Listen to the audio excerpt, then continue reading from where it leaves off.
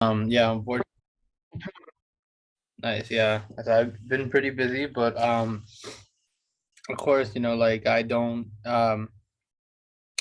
mean to say this like to take a shot at anybody, but again, like if you have things in your life, always try to make room for God, right? Like don't try to put barriers and excuses to not like, show up to a study or something. I really liked, I think it was well, Adriel or Nate, I forgot. One of them said it last week about or the week before actually, about the piano. Like, it's your duty. If you don't show up, who's gonna do it? And you're not doing it for people, you're doing it for God. So, um, and I hope like, yeah, more people keep coming. And then it should also motivate for the others who, like maybe who can come, but maybe they haven't come in a while, to come back. And then like, yeah, it's good to watch it on YouTube, but it's not the same thing being there.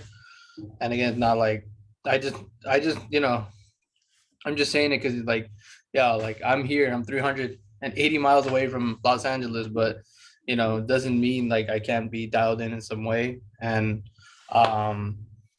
and yeah, I've been busy, but I don't have enough time to think about what I wanted to give today. So just a general statement, because we're not serving people, we're serving God. And I just wanted to say that in case someone needed to be motivated to seek God, or um just to be pushed a little bit, because I feel like a little bit of that is needed. I know it works for me, like for my dad, my grandpa when he was alive, or like other male figures. And obviously in the Bible, God does tend to push some of the males around a bit to drive them to do good things. So yeah. All right. I guess let me try to move. Okay. So Adriel will start out the study. So I'll pass it over to Adriel right now. All right, thank you, Matthew. So God bless everyone. I hope we're all here and we're all ready and focused, for this study. So as is said in the title, we're gonna kind of introduce chapter 2 of Daniel. As you know, we've been talking about chapter 1 and just kind of learning more about who Daniel was as a person and why it's important to kind of learn about him and his story. So before we go on to chapter 2, I want to talk about this very important verse that we read in chapter 1. So Daniel chapter 1, verse 17, I'll read it. 17 goes, "As for these four young men, that being Daniel and his friends, God gave them knowledge and skill in all literature and wisdom. And Daniel had understanding in all visions and dreams." So this is important because, as we know, Daniel made a lot of sacrifice, and he had integrity. Being in a new place like Babylon, especially Babylon specifically, they had like hundreds of gods for everything, and they had like rituals that even kind of contaminated their food. That's why he refused. So like all these things, all these sacrifices he made, it was all worth it, and God blessed him. Right here it says understanding in all visions and dreams. That's important for this chapter. So all that Daniel did in Babylon, being a young man, it all kind of came to this blessing that is going to help him further, as we'll read in this chapter. So next slide.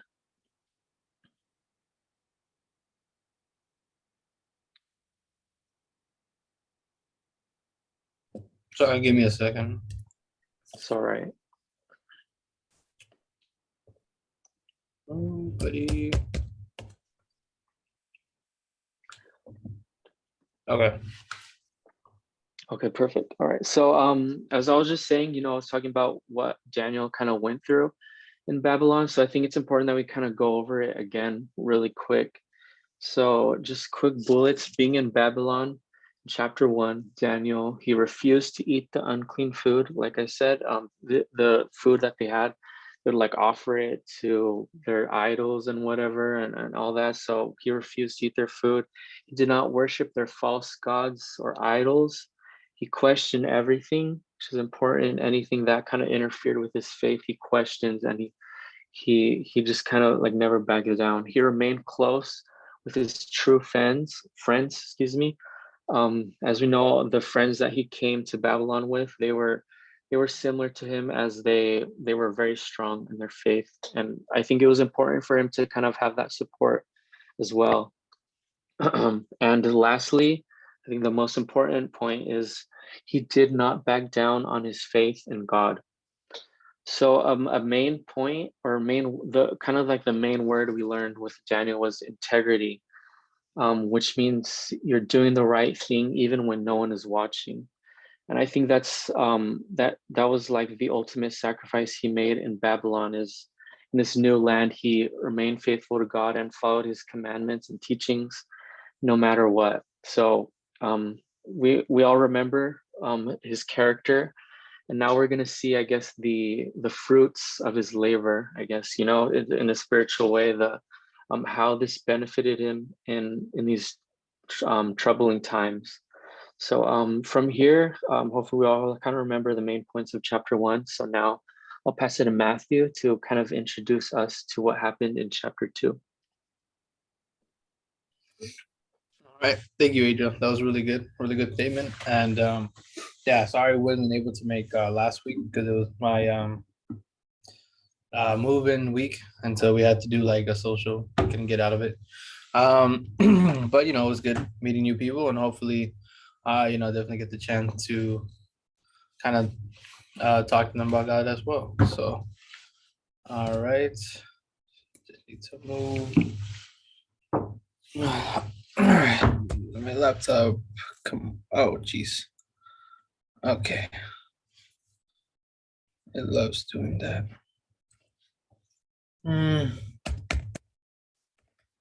Okay.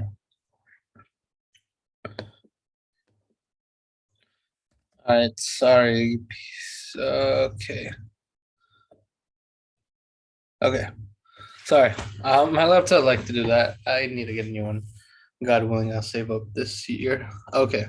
So now we're moving on to Daniel 2. And obviously last week, you guys and whoever else was here concluded Daniel 1, right? And I liked Adriel's sum up of what was established in Daniel 1. So here in Daniel 2, basically, because we're just introducing the topic and other people will go more onto it. It's just telling about how Daniel interpreted the dream of Nebuchadnezzar, the second, which was the king of Babylon at the time. And in a dream, he saw a gigantic statue, like we saw in the other slides, which I'll get to in a bit. It's made of four metals, from its head of gold to its feet of mingled iron and clay. As he watched it stone, not cut by human hands, destroyed the statue and became a mountain filling the world. Daniel explained to the king that the statue represented four successive kingdoms, beginning with Babylon, while the stone and mountain signified a kingdom established by God would never be destroyed or given to another people. Nebuchadnezzar then acknowledges the supremacy of Daniel and God and raises him to a high office in Babylon. And yeah, so basically that's like the big thing about Daniel, which I'll be talking about the dream. And then the overall theme of the book of Daniel, it's just God's sovereignty over history. And the theme of the tales in chapters 1 and 6, that God is, sovereign all over the kings. And then yeah, that's really the big thing what we'll study right now.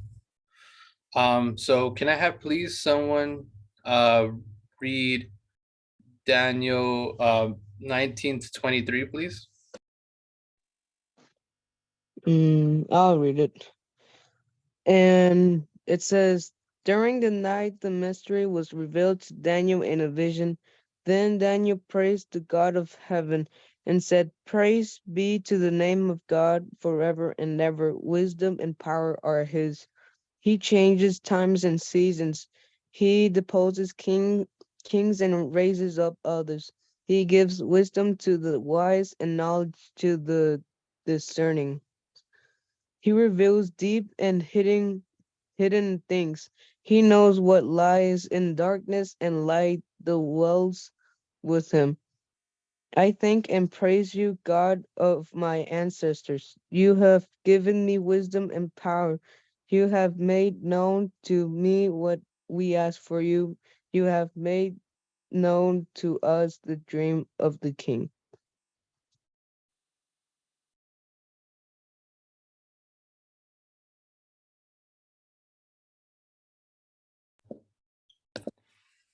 Thank you, Sway. Um, so yeah, sorry, I just needed to sneeze. My allergies are a little bit bad. But yeah, so I think Daniel's prayer here in 2023 is one of the really just like model prayers, and it kind of thinks, and then I just put a thing about Jesus' way to pray in Luke 11. I didn't include it here, I just ran out of time.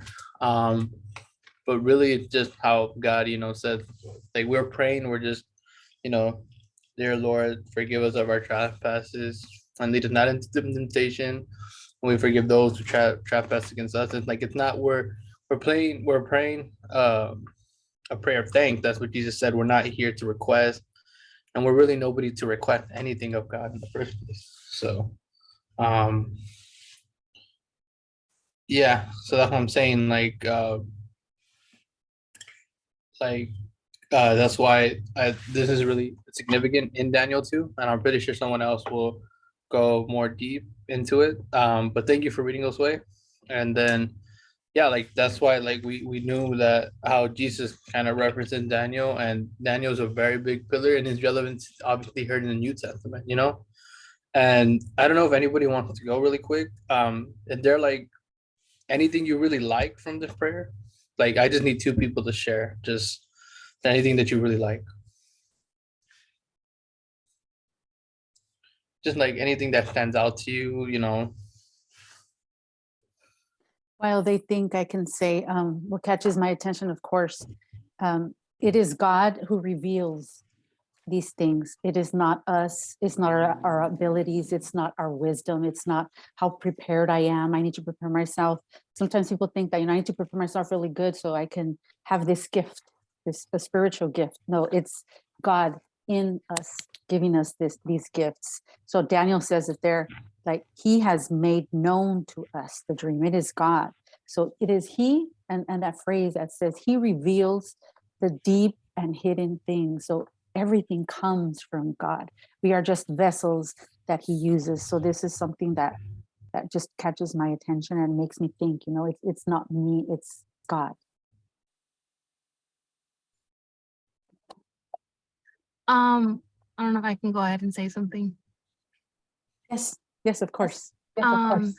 Something that did stand out was when he says in 23, I thank and praise you, God of my ancestors. Like just that itself, it's crazy to think that, or not crazy, but like the fact that he's also giving credit to his parents and his parents' parents, that they were faithful to follow God and teach him. It just made me realize that my parents stayed as faithful as they could, because we all make mistakes, but to teach us that, and how Sister Angie's teaching her kids, and then her kids will teach their kids, to worship God, to give God honor, and then I'll be able to teach my son. So I just think that's pretty awesome, because he's giving God the glory, but he's also in a way honoring his parents, giving them credit too.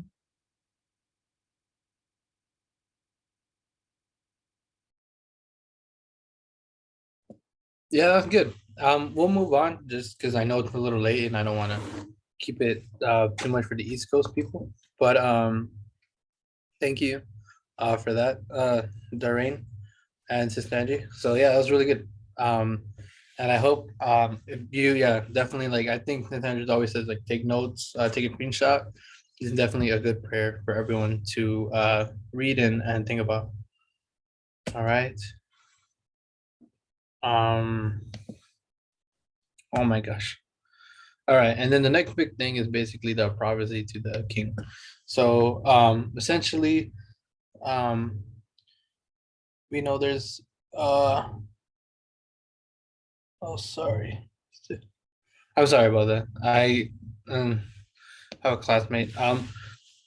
So Basically this is the next big thing. So we're talking like how I said in the beginning, like we learned about um the statue, and it I'm gonna just read the verses. So Daniel 2:38, wherever the sons of men dwell, or the beasts of the field, or the birds of the sky, he had given them into your hand and had caused you to rule over them. And you, Nebuchadnezzar, are the head of gold. And that's when obviously the wise men can't interpret it, and Daniel's the only one who can do it. And then it kind of relates to for those maybe who weren't with us when we were talking about the Daniel 9 verses, and how yeah Daniel jeez I can't remember, sorry, but the other book about Daniel about the end times and how it relates to Revelation, right? In Daniel 7:4, when the first one's like a lion had wings like an eagle, and I kept looking until the wings were plucked, and it was lifted up from the ground and made to stand on 2 feet like a man, and a human mind was also given to it. So these are like all symbolism that we've gone over before, and it just ties into the whole statue thing. Um, and then again, like I just put that like Daniel make no mention of Babylon in chapter 8, because he already mentioned it earlier. And I know this probably doesn't make any sense if maybe you didn't war with us in those verses, but I just thought it really ties into the prophecy. Um, and then again, Jeremiah, symbolized Nebuchadnezzar as a lion, and very proper characterize him as an eagle. And this is from like my resource link. Um, and then obviously, winged lions guarded the gates of royal palaces like back then, and then yeah, the lion was a characteristic of Babylon, especially in that time. So again, like how we were matching up, trying to like decipher those signs in apocalypse, and in the apocalypse in the book of Revelation, and when the Armageddon, all that gonna happen. It's just trying to tie in like physical characteristics, like, oh yeah, this means this, and we're not trying to use so much our physical knowledge, but the revelation and the gifts of God to reveal that to us. And then I put like a human mind was also given to it, and then this expression referred to Nebuchadnezzar getting his sanity back after God took it from him for 7 years, and he was, because of Daniel, because he appointed him. And then obviously, just a little bit of history, his reign ended it in 562 BC, decades after the prophecy was given. And then there were kings after him, but they were defeated by the Persians, just like technically Daniel predicted. And yeah, and then he obviously predicted that Babylon was the first world empire, which it historically was. So I'll move on now. Jeez, come on. Okay. Um, Now this is just a figure of, like I said, how everything kind of ties in together. And that's kind of what they thought the statue would look like. Um, and yeah, so there is obviously um the head, which is gold, the arms and chest, which is silver, belly and thighs bronze, and the legs iron, and feet iron and clay. And then we've talked about Kingdom before. Like I said, if you Sanjay uploaded them to YouTube, so you can always go back. You know, uh, Babylon, the Persians, Greeks, and we'll divide a kingdom, right, which is Rome. And then I like too how it kind of had the timeline on the edge. So I'm like, oh yeah, this is a perfect graphic. And then um like it even went far like talking about the stone, right? The stone that in the dream. And then the Son of Jesus Christ, and the everlasting kingdom of God, which comes after. So I'm not trying to fully explain too much of this because I'm pretty sure a teacher will go into it more. But just more know what Nebuchadnezzar saw in a dream and what does this mean. Um, and how it relates to everything in the book of Daniel. And we're probably gonna review those topics when we get to them. So I feel like this is just a good graphic to to hand out, and um again, so I'll read a little bit of the scriptures. I know it's not as clear as I thought it would be. But yeah, essentially, like I said, the gold head was Nebuchadnezzar, and then like how I put in the last slide, like Nebuchadnezzar compared to the lion and the eagle, and that's in Jeremiah 2. And then lions with eagle wings were popular in the architecture. Um, and then like I said, the kingdom of Babylon, right? Nebuchadnezzar to Belshazzar, which was the last king before they were defeated. Chest and arms, which was silver, and they would be the second power that would rise after Babylon falls. That's why they're second silver. And they had the bear with ribs in its mouth, and the bear was not what died, and it illustrates Persia over Media. Um, and there was like three major empires that Persia conquered, and that's why they believe it's like the three ribs, kind of like expanding its territory throughout the ancient world. Um, and then of course like the kingdom of King Cyrus to King Darius, which we will get to later. And then bronze, um, it's just thought to be the kingdom of Greece because it's again the third one. And then this we get the leopard with four wings, and then we talked about how like that could represent like Alexander the Great. In case you haven't heard of him, he was a great conqueror for them during like in the time, but that was like way after Daniel's death. Um, but he already prophesied that, and then again like iron and feet in clay just kind of represent like Rome in a bit. Like they were very they had obviously like tough grip on the ancient world back then, and really no one could stand up to them. So um and then yeah, we talked about the beast, but like we'll get to that at another date. And then again, so this is just another, because I just think this is such a big topic, the statue. So we will probably be talking about this again, but this graphic's a little bit easier, and I did put it because I knew the verses were easier to read. um so can I have somebody actually read this? uh can I have someone read Empire 1 and 2, please?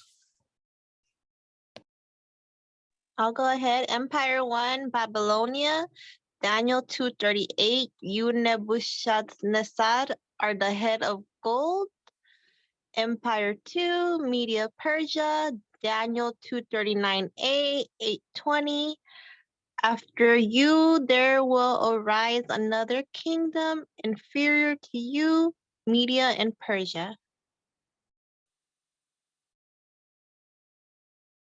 Thank you.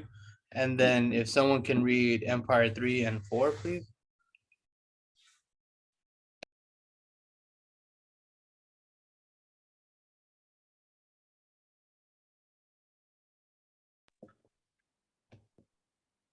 Empire 3, Greece.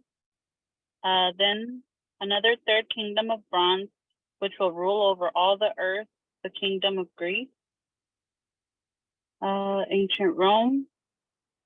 Then there will be a fourth kingdom as strong as iron. It will crush and break all these in pieces. In the days of those kings, the God of heaven will set up a kingdom which will never be destroyed, and the kingdom will not be left for another people. It will crush and put the end to all these kingdoms, but it will itself endure forever. Okay, nice. Thank you. Now I'll just read Empire 5. So future Rome, and it will be divided into a kingdom mixed with the common clay. Some of the kingdom will be strong, and part of it will be brittle. Out of the kingdom, 10 kings will arise. And that's just talking about like I guess the modern world in a way. Um, and then actually, I think technically the rock that pointed to the rock, that just means like like divine justice at the end, which we talked in the last days, and what we need to do to like stay in kind of the realm of God's you know in his under his wings, basically, because God has mercy for us. And thank you for that participation. I'm gonna move on to the next slide. And again, just another graphic. You can't get too hard with these. So just another representation of what Nebuchadnezzar saw. So just um, I didn't prepare a quiz or anything today, but even in the future, I think it's good to be an easy question if Sister Angie or any other teacher asks you like, what's the head? What color is it? What does it represent? What color is the breast and arms? What does that represent? Belly and thighs, color, what does it represent? And then legs, what does it represent? And then feet, what does it represent? And then it wasn't the rock, you know? So this is pretty much there. And then again, it's there from Daniel 2:31 to 45.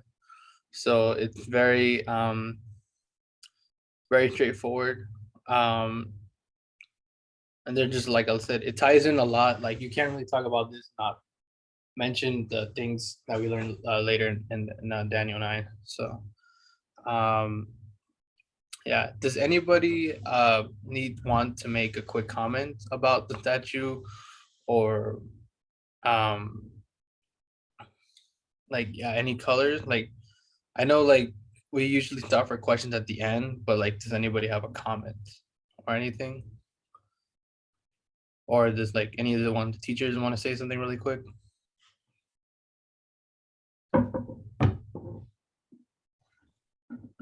No, it's just, I guess, yeah, we can go in deeper in our following Bible studies that we'll have, but I think this is good information. You're, opening up this subject. And I think it's very interesting to learn a little bit more of this vision that, well, actually dream that God gave the King Nebuchadnezzar. So God used King Nebuchadnezzar, being a pagan king, to reveal these mysteries. So I think that's something very interesting as well. But yes, we can go in deeper in these following weeks of the meaning, a little bit more of what the meaning is of this statue of, even though Matthew has explained already some of it, but going in deep, we can understand it more clearly. And yeah, it's just representing kingdoms. Okay, great. Thank you, Sister Angie. And yeah, like that's just again another big actually factor. Yeah, I was gonna say like God didn't necessarily use the most holiest man to do this. He used the pagan king, and Babylon existed what almost I don't know, probably 3,000 years ago or something like that. So it's like a while back. So since then God kind of already had the plan for life itself, right? But he has his like kind of destiny with humans. So it's pretty crazy to think about. We only have to get to the book of Daniel, which at that point in like kind of the history of the world wasn't so far along, right? Like it was already the first big world power of the world back then. And with that, God already knew how everything was gonna play out, which is crazy and insane to think about. And I think like again, it's like one of those things that if you stop and think, like if you're feeling like down or like not like depressed, but like if you feel like, dang, does my life like amount to anything? It's like, of course, God thought about you since all the way then. Like you are definitely part of his plan, and it's up to you if you're gonna, obviously abide in his plan. So definitely some self-worth there. Uh, so yeah, great things right there. And then geez, man, I need to get try to get to the last slide. Oh yeah, these are just two more things. And oh geez. So just how it relates to us. And again, that just as you pointed out, one of the verses I wanted to focus on, he reveals deep and hidden things. He knows what lies in the darkness, and light dwells with him. And it's just again like you relating to us, like he can reveal things if we stay under him and if we do the right thing. So we need to be good in a sense, like um with God, because obviously we can't get these things where there's no connection there. So that's how we try and make sure that we're good. And because the light dwells with him, and he knows what lies in darkness. So like he knows our flaws. So that's why let's always be transparent with God and ask for help and ask others for help too, because this is not just a one man or one person mission. It's that we're all working together to serve God, right? And then he changes times and seasons. He removes kings and sets up kings. He gives wisdom to the wise and knowledge to those who have understanding. And again, that's like something I've thought about, like at least the second half of the verse a lot. Because obviously I'm at a program that I'm very thankful for. I didn't think I'd get in, but God obviously placed me here. I'm here not because of my knowledge, but because God gave me wisdom and understanding in my field. And just like Daniel in a kind of secular place, like, God wants me to be the light, like who's gonna reach these people? Obviously, like God's kind of tagging me, go be my ambassador in a place where people are skeptic about me, show them that you're different. And that's what we should all feel. We're all young, and that's the thing. Like we had to make connection with the people. We had to show that we have the light of God in us. Like we're not forcing any Bibles on anybody, but just um compassion and friendship, because that's how people are going to open up to you and listen to you. And again, he's always going to give us wisdom and knowledge and how to reach people and how to better answer questions and understand his word. And again, like what I was talking about earlier, like about his sovereignty, like he changes the times and the seasons. Like there's no need for us to panic.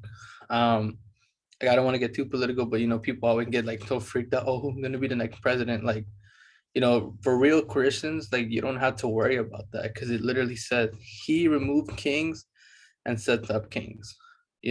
Like whoever is in charge is not because they did it on their own. It can God allows them to be there for some purpose, for his purpose. So like I don't think it would show a good sign of a mature Christian to be freaking out who's in charge in certain places in the world. Like, because God has them there for a reason. If things are bad right now, it's obviously because God allows it. Or whoever has to be in charge is because God's using them for his ultimate purpose, right?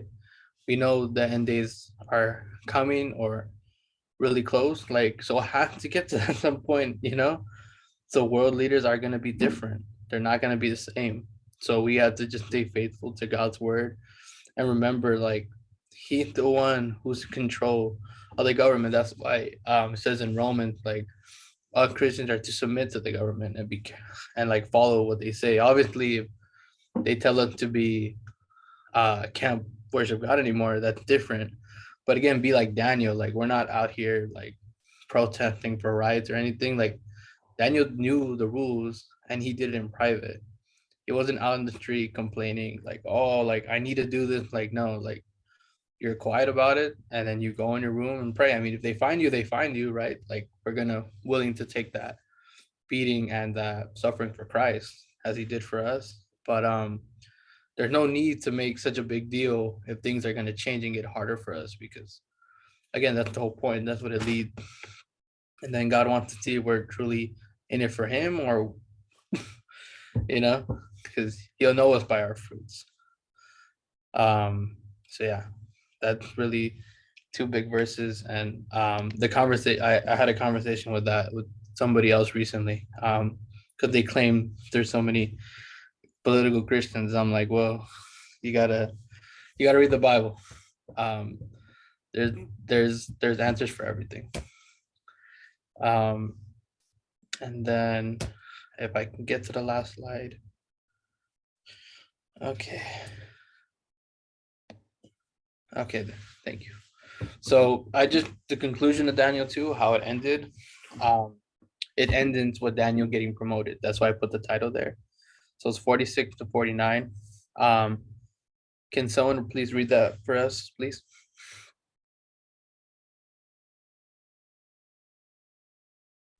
I'll read Then it. King Nebuchadnezzar fell upon his face and paid homage to Daniel and commanded that an offering and incense be offered up to him.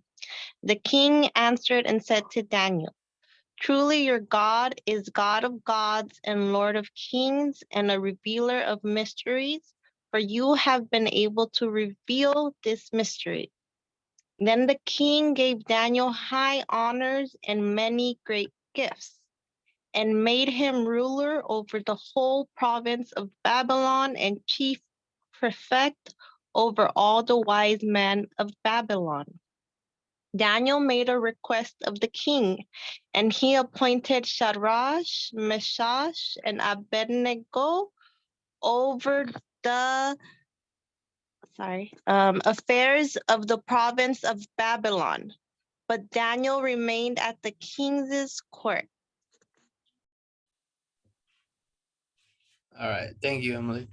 So yeah, there you go. It ends with pretty good so far. And yeah, like Daniel used God, and Daniel's in a high position in Babylon. And he even helped out his friends, who we know will be in obviously we know how they get thrown into the fiery pit and they survive. Pretty sure everyone should know that, right? And God's with them, right? They're like, oh man, it's like 4 people. We threw 3 people, but no, it's 4. Just one really shiny person. So yeah. So that's what I'm saying. Like, uh, yeah. So everything is good, and God rewards those who honor Him, and that's really the whole point. Understanding His sovereignty, being loyal, and He gives us understanding. Like the thing is, like, you usually don't get rewarded for going to school or going to your job or doing what you're supposed to do, but God literally rewards us for doing that for Him, because that's what Daniel did. He didn't technically do something super special. I mean, it seems very special compared to everyone else, but in reality, he was doing what God always wanted us to do, right? Like, put my needs before your needs. Don't eat that food, follow my laws. And that's all it takes for us to follow what he demands of us, and then he does the rest. So with that, I'm just going to conclude the study of Daniel 2. Again, there's just 3 main points, right? God's sovereignty. God Daniel demonstrated a great way to pray about God, and then the big thing is the statue of Nebuchadnezzar's dream.